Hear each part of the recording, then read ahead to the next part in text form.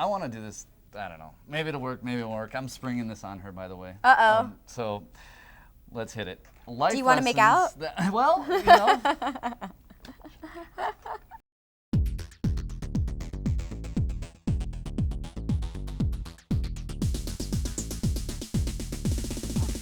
All right. Life lessons that Megan has learned living with surviving the filthy rich, like the book said. Yes. Is that what it was? Well, give me a life lesson.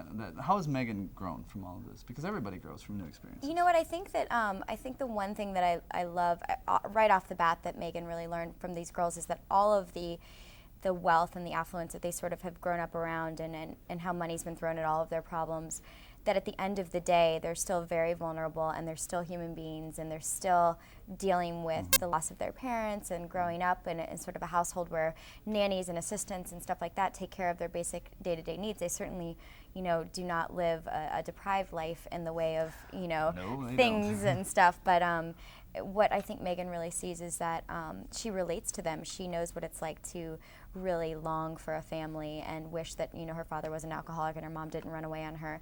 And to see, I can identify with how each girl sort of has dealt with what's been sort of given to them in the way of kind of being orphans, right. Sort of. So I think that Megan learns right off the bat that money doesn't solve problems, and no matter how wealthy you are, you're still dealing with the same crap. And so, and I think that they teach her things every single day.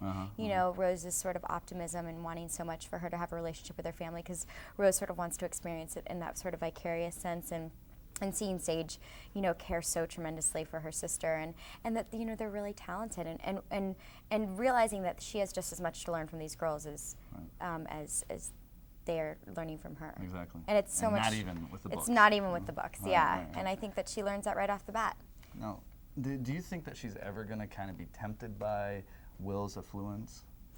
I don't think it's really a backdrop. Because she's around it so much? The one thing that's interesting to me about the Will character is that, he is, a billionaire, but he, in his creative and professional life, he has aspirations. He wants to make it on his own and doesn't use his money, certainly doesn't throw his money or his position in life to kind of edge out other people or get different opportunities. So I think the one thing that impresses Megan so much is that at face value, what she sort of expects from him is one thing, and then what he really is amazing. And I think that that's why there's going to be a real love affair between these two characters, because in a lot of ways they surprise each other. Is it mid-will that Megan finds out Charlie's real feelings for her?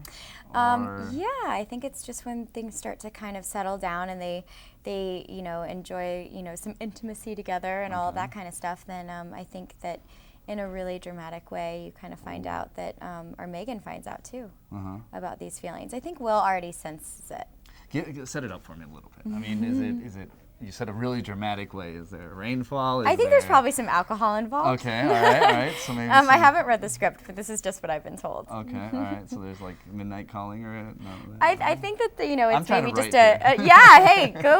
The writer's room is like right over there. I'm gonna go over there. It could be fun. This could be fun. Thank you very much. Thank Joanna, you for having me out here. Come back to KTLA. You can come back to my studio. I'll come anytime. to yours. We'll just keep doing. We'll keep doing this until I finally get my kiss. There you go. It's happening. I'm Jason C. Hit us up on the CW Source for more exclusive interviews on the set of Privileged. Yay. See ya. Bye. JoAnna Garcia.